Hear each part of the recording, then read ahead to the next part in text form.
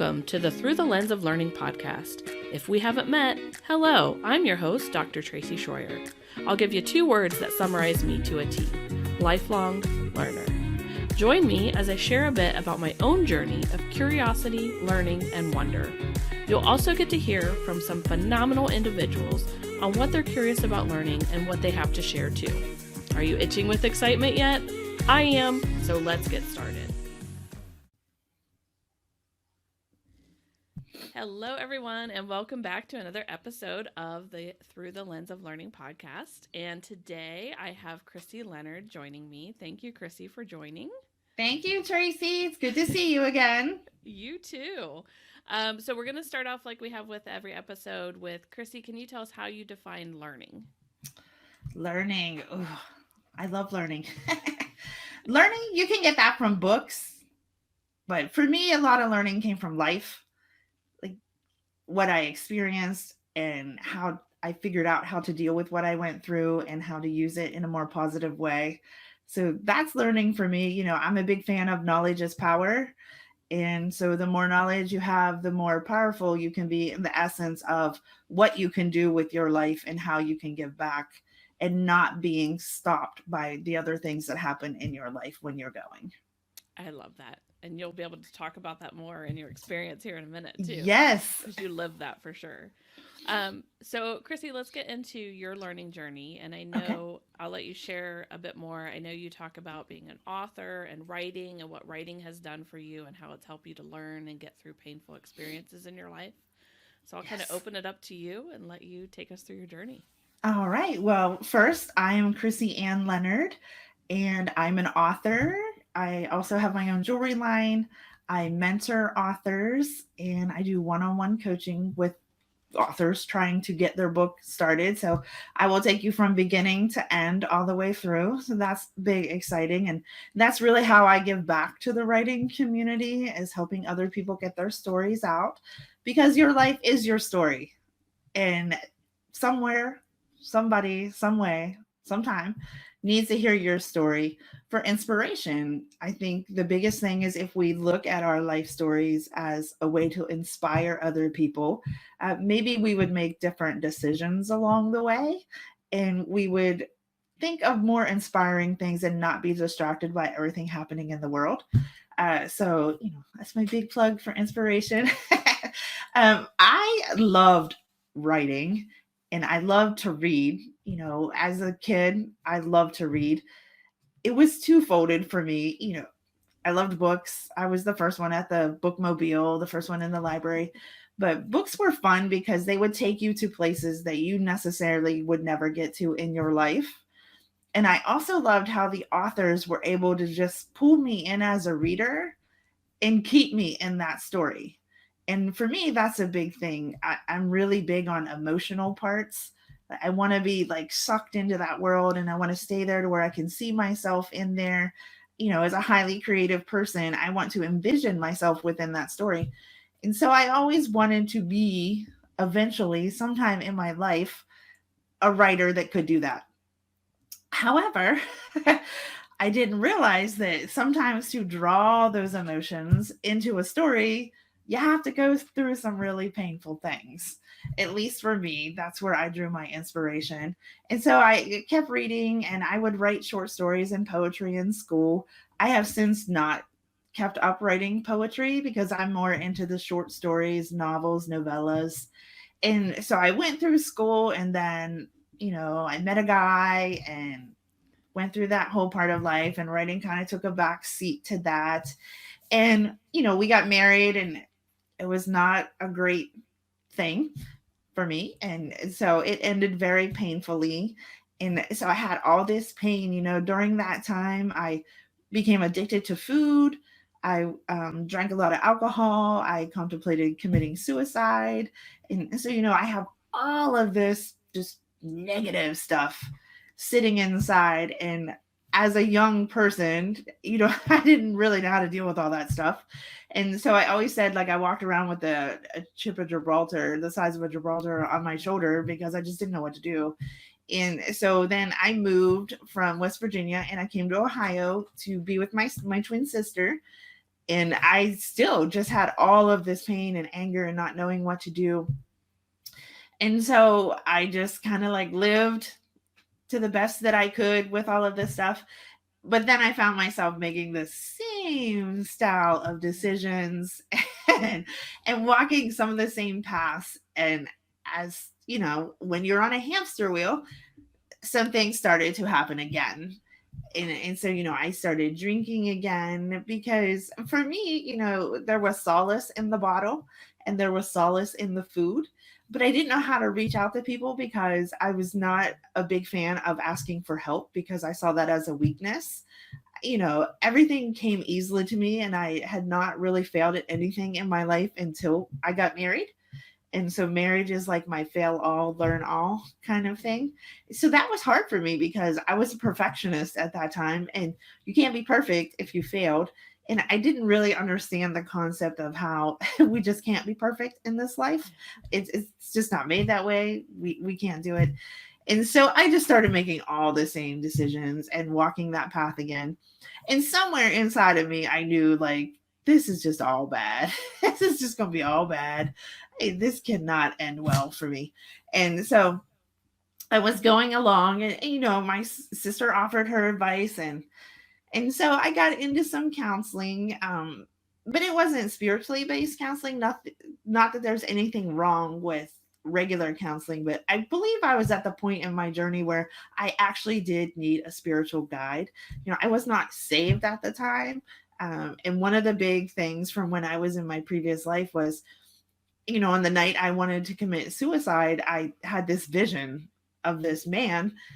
And I was like, one, why am I not afraid of this person? Two, why is this person here? And, what he said was, this is not the life I have planned for you. And I was like, okay. I don't know who you are. I don't know what you're talking about, but I'm really curious about this life you have planned. And so I chuckle now because I know who it was and I know what the purpose was. But I chuckle because I was more curious about this life, not like, why did this guy show up and why is he saying these things? But I wanted that life. And so I started chasing that life, still not knowing what that life was or had any clue about anything. I'm like, I'm going to go find it. And so you know how it is when you're on a relentless pursuit, you sometimes you don't make the best decisions. And so I was at a community picnic and I had realized I had left my house unlocked.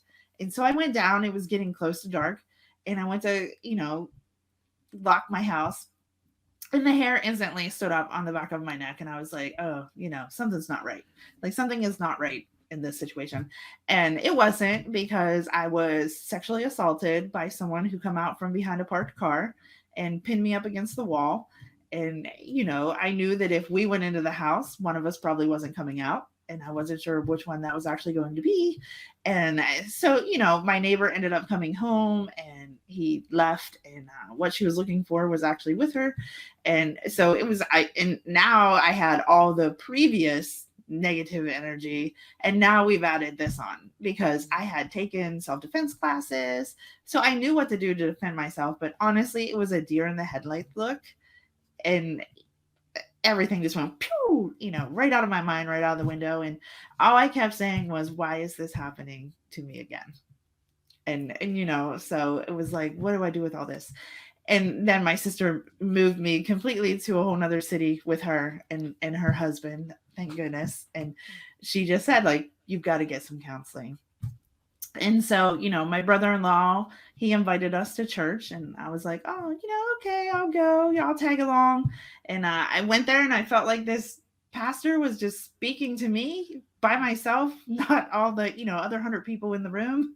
And he had just hit that. And I was just like, I'm really interested about this guy he's talking about, because something in me said, like, I feel like I know this person. Like, I feel like I know this person already, but I have no idea how I would know this person. And so I kept going to church and then went to counseling and got a spiritual counselor this time. And, through all of that, I became saved. I turned my life over to God and recognized Jesus.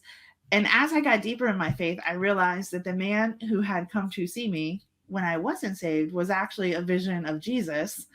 And, he comes back again and says, same thing. this is not the life I have planned for you. And I'm like, okay, so, this isn't the right life either. And so I'm learning how to deal with all this negativity. And I'm like, what is this life that he is talking about? Like, I really want to know what this life is. And so, I'm trying to deal with some of the deepest pain I've ever had in my life. And thank goodness, counseling, get past the stigma, what everybody says. Counseling is very beneficial, whether it's, regular counseling or spiritual. You can benefit from that. I actually have both. I still have counselors and coaches. And so I was learning, like, I have to find a way to channel all of this negative that I'm carrying inside of me, because I keep making the same decisions. And I know these paths aren't good for me. They're not healthy. They're not what they need to be. But at the time, I never knew, like, what is this life this man was talking about? Like, I want this life. I don't know how to get it, but I want this life. And so as I got deeper in my faith, and, they tell you God's purpose. And so then the writing started to come back, because how I channeled a lot of this pain was through stories. I wrote a book before the one I published. I actually wrote another one that dealt with rape and abuse, and so it was cathartic for me. And I entered it into a contest, and I didn't win, and that was fine. It's not the purpose of why I entered it. I entered the contest to keep myself on a deadline to get this book done. And so, I channeled a lot into that book. And, I just shelved it back on the shelf. Like, maybe one day I'll get back to that. And so as I started healing, I'm like, okay, I'm feeling better. I'm feeling healthier. This is good. I'm going to give this writing thing a shot. And so, I had gotten married a second time, and that did not work out either. Wonderful man. We just grew apart. And so when people ask me, like, what is something that you failed at and why, I say, well, I fail at marriage. And part of that was, it took me years, Tracy, to realize, at least for the second marriage, it had nothing to do with him. I didn't know how to love myself. And so if I can't love myself, how can I possibly love someone in that style that you have to love? Like, that's a whole different level than, like, loving your family and loving your friends. You are talking about an intimate partner. And so, it wasn't fair, because it was never going to work, because I just didn't know how to love myself, because I was still carrying all of this shame and regret and, lonely. Like, you're married, but you're still lonely because it was me. I was lonely because I didn't have the connection that I needed. And so we parted as friends, and it was really good. And I'm like, okay, so how do I learn to love myself? And I think that's one of the hardest parts, especially when you come from a very traumatic background. You have all this trauma and all of this stuff. And what I realized was I had lost myself along the way. Like, I had become someone that I'm not. And, I was not outgoing anymore, and I didn't have a zeal for life. And, because I didn't know how to deal with all of this stuff. I mean, it's just stuff. It's so hard to name everything it was, but, and realizing that when you come from a traumatic background, you love on a different level. Like, this is the love level I have available to you. And if that's not going to work, then we're not going to work, because I can't give, like, the society level of love that they talk about. And so that was really hard, not only on me, but realizing, like, okay, I have not invested a lot in the people around me and the relationships. And so I went through that whole, like, I have to find myself. And so after the assault, I really had to learn to reintegrate into a society that I was afraid to be in, because they never caught the person. And you're, for years, you're looking over your shoulder, and you're having trouble around men. And you're just like, what is happening here? And so, I learned to deal with all of that. And then I said, I'm going to write this book. I have this wonderful sci-fi book in my head. It's really cool. I just need, like, a good setting to write this book in. And Ohio provided a wonderful thunderstorm one night. And I was like, oh, snap.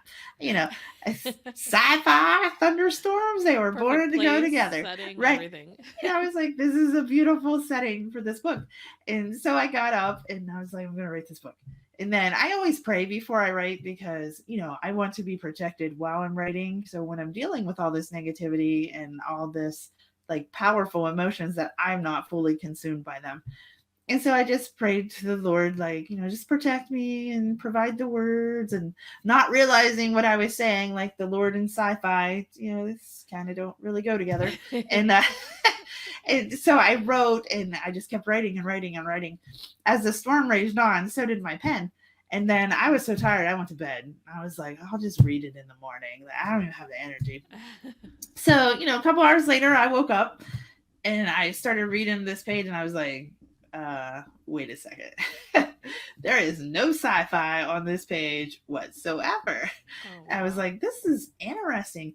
And so what it was I wrote this book about people writing letters to God about the struggles they faced in life.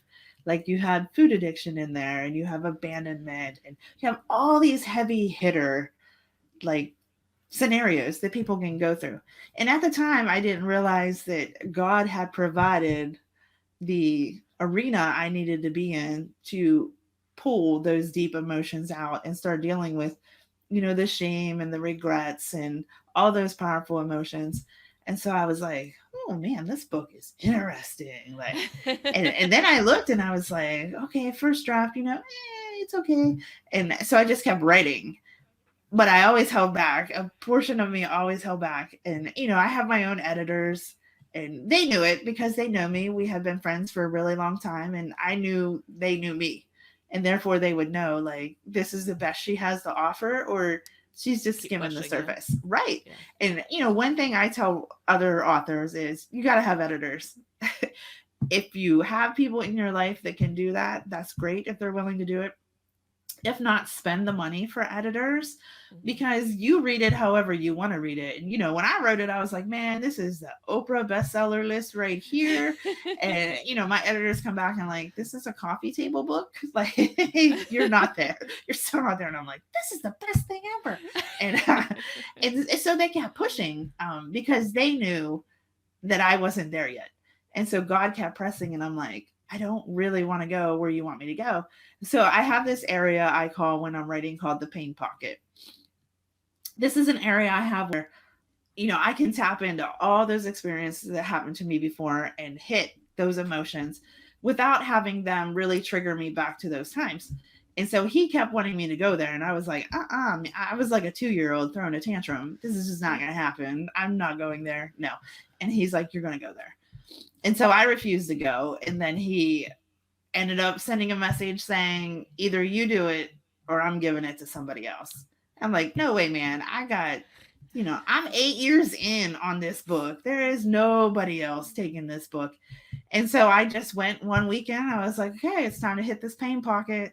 And I went in there and I pulled out the story that was supposed to be what it was. Because I feel like when I write, if I don't put emotion into my writing, and because that's how I do it, I'm a very visual and emotion writing, how do I expect the reader to have any sort of emotion if I'm not investing that same emotion into the book? And so I went there and it got done. I sent it off, and, Westbow Press is like, we want to publish it. It just needs tuned. So we, they have their own editors because they know the editing it takes to get the book published. Where your editors know what it takes to get it to the publisher, or self-publishing, or what you wanted to do.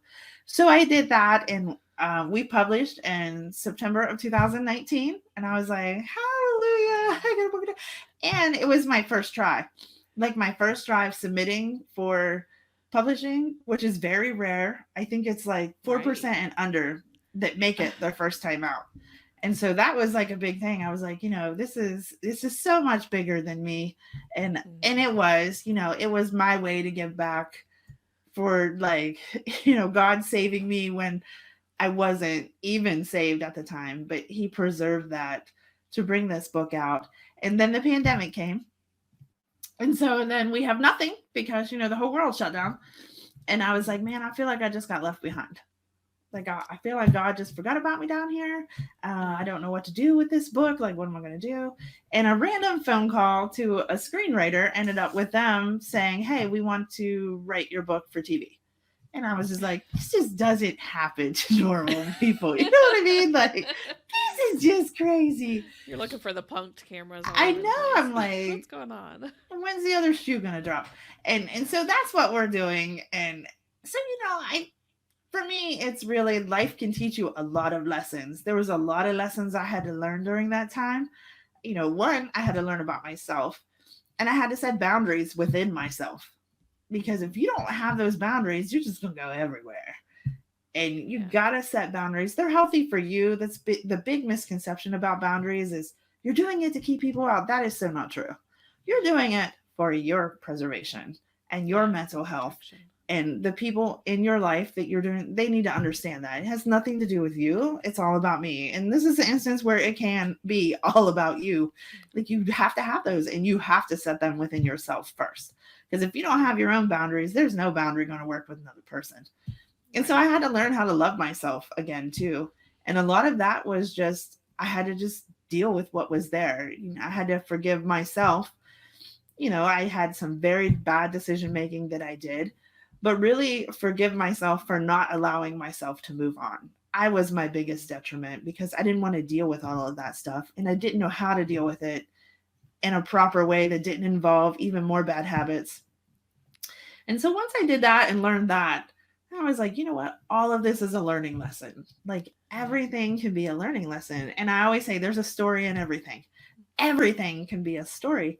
And so I took all of these lessons that I had learned, and I'm like, I'm going to channel this into writing, because a very good way to get all of that stuff out in a healthy way is to write. That's why a lot of people journal. I don't like that word. I don't like journal. I just call them little books. Same concept, just different title. And, it's very healthy to do that. And as you go through, you can learn about yourself. And then I learned what kind of writer I was and what I wanted to do. And it was, all of this pain I had from life. Life taught me a lot of pain. It dealt me a lot of pain.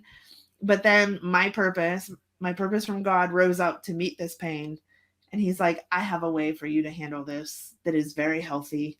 And it's a great way for you to give back, because you learned in a completely different way. I don't have a writing degree. I don't have all of that. What I do is what I learned from.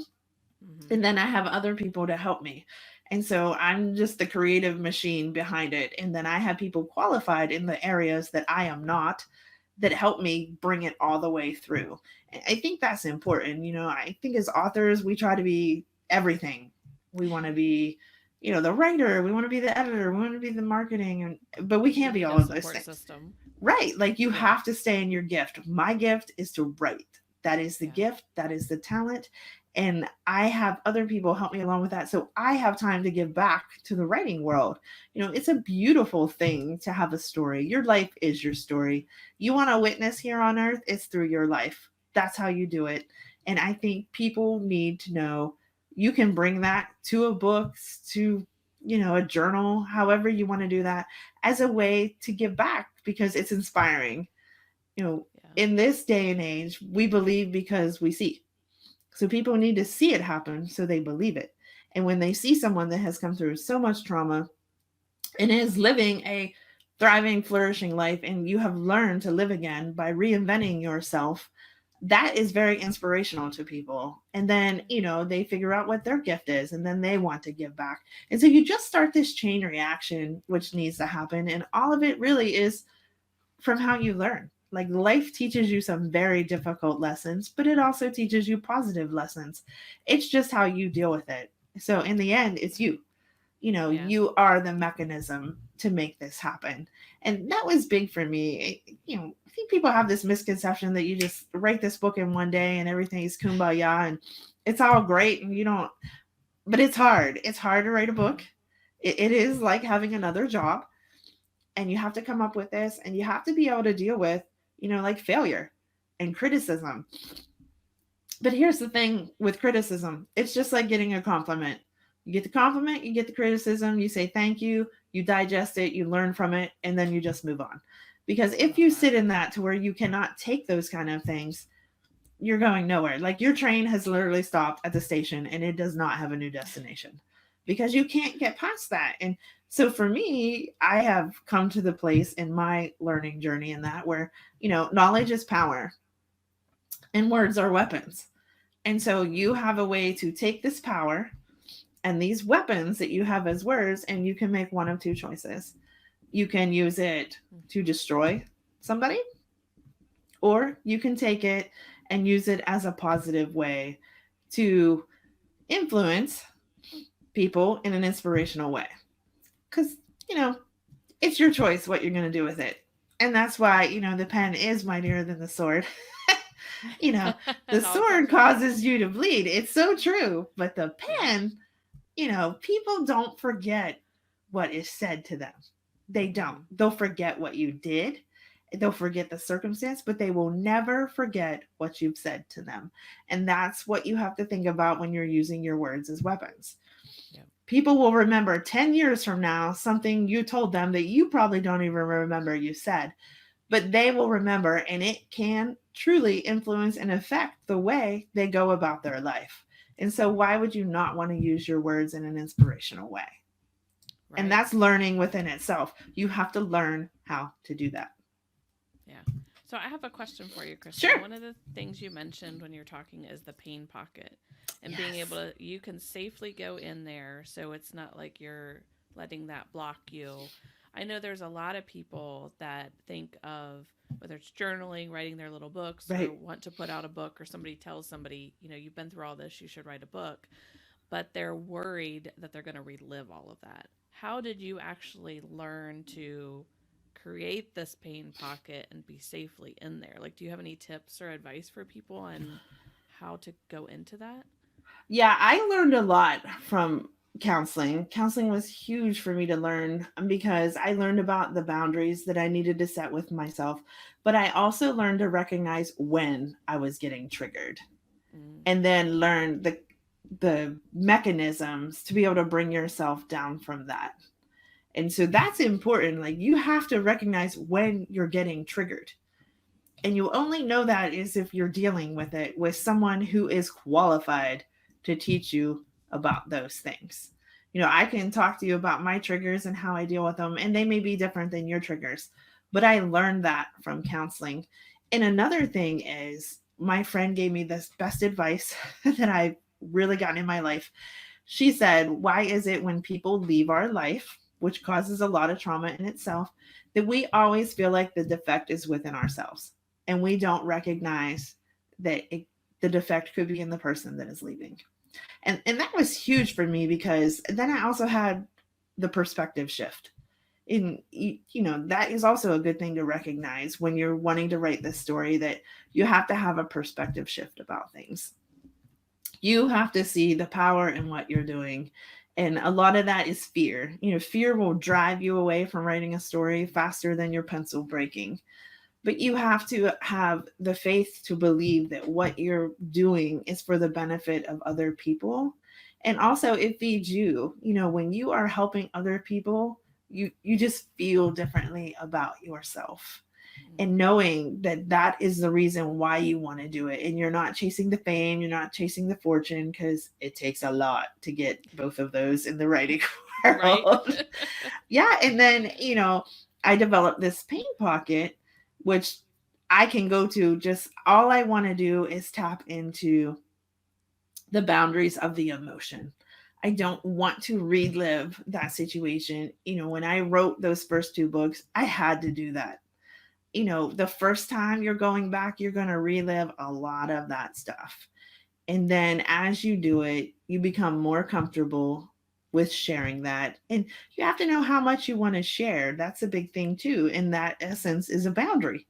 You know your boundary of how much you're willing to share with people. And then you can kind of like curve the emotions, because you're like, okay, only this much comes through and this doesn't. And I still have counselors and coaches on speed dial for when it becomes overwhelming. I'm like, I really need to talk to these people. And I'm like, hey, do you have a second? Or I'll text them like, I'm not feeling like I'm handling this well. And it still happens. You're still going to have that. But sometimes you're called to be the person, because if it's not you, who is it going to be?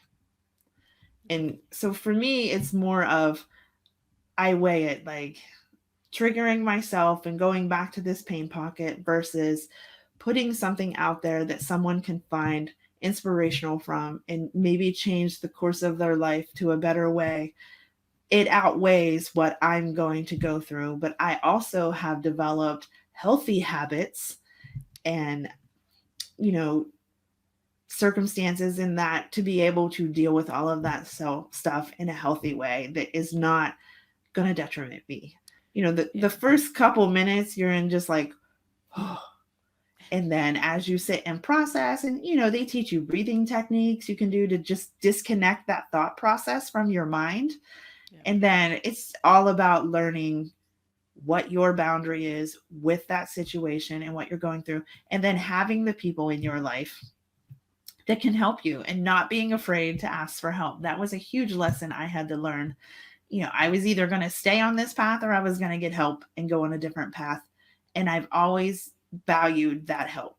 You know, the stigma for counseling went out the window. It's like, look, these people are amazing. They know how to get you through this stuff. They're trained in this. They can teach you things. And I feel like they get to know you. So they know like this is the best way for you. It's not necessarily the best for my client Z over there. And so they get to know you and you have this. And it's also beautiful to have that because they don't know anything about you when you start. They're like a third party that has no clue about anything. Right. There's no bias. There's no judgment. You can bare your heart and they're still going to have you come back. Yeah. You know, where like some people in your life be like, don't ever call me again. And so that's important when you're dealing with the pain pocket. You got to know who you can contact because some people, like your friends and your family, are not equipped for that. They're who you want to run to because they're who you're the most comfortable with, but they're not equipped for that kind of stuff. You may have someone, if they have a degree or whatever, they may be equipped, but knowing that, like, it's okay to seek outside help. And it'll be better for you in the long run with all of those relationships because now they're not also carrying that baggage that you have put on them. And so, you know, you walk around with your traveling suitcase of your pain pocket issues and you just got to find where to put it. That is the biggest thing I would say. And if you get there and you go through it one time, you're like, this is not for me. It's okay. There's so many different styles of writing that you can do that, you know, emotional and visual may not be your thing. And that's okay because you'll find your thing and that'll be great. That's awesome. That's awesome. And I like how you mentioned boundaries with yourself because so often we hear about boundaries and it's talking about, like you said, like blocking other people and putting a fence up of where how close they can come. But I don't even myself think of boundaries so much as boundaries within myself of what I'm willing to. I'll give you this visual. So this is coming from a YouTube series that I'm going to do about lessons in the Bible. So you have Moses and you have his staff, right? And so when he has all these people following him, good and bad people following him. And so he gets in the sea, he sticks the staff in and the waters part. And so visually, if you think of it this way, that when Moses puts his staff in the sea and the waters part, he has set a boundary. Oh. And all of the good things, you know, all the people following him went through safely. But the minute Moses pulls that staff out of the water, he has essentially moved the boundary line. And so now the water comes in and floods everything, whether it's good or bad, it dies. And not necessarily mean like die in a physical sense, but you have moved your boundary line and therefore something is going to die. And so if you kind of look at it that way, like when you put it in the water parts, you got a healthy boundary. What's supposed to go through healthily goes through and everything is good. It's all good. The minute you move that and the water starts come rushing in, the good may still be there, but now you have move that boundary line and now all the bad can come in with it and now you just have destruction. And that's what I think of when I think of boundaries. Healthy boundaries is if I set that, then the good comes through, but you're always tempted to move boundary lines, whether it's society or friendships, or you're always tempted to move those lines. So if you kind of think of it that way, like if I move this line, you know, I can now let the things I wanted to keep out in. And that's not healthy because there was a reason I put that boundary line right there. And so it's always, sometimes you got to see the visual in your mind to see like, yeah, that's not going to be healthy and that's not a good decision. And then that's really how I do mine. So that's what I kind of tell people, like, there's a lot of good lessons in there too. And if you think of that, because that's like a very powerful thing when you see, that's when we think of Moses, a lot of times we think of that in the tablet, but to see, like, think of the whole sea move and people go through, and then when he moves it, all that water comes rushing in, and there's nothing going to survive all of that water coming rushing in. So that's what I do. I love it. Seeing is believing, right? So good. So good.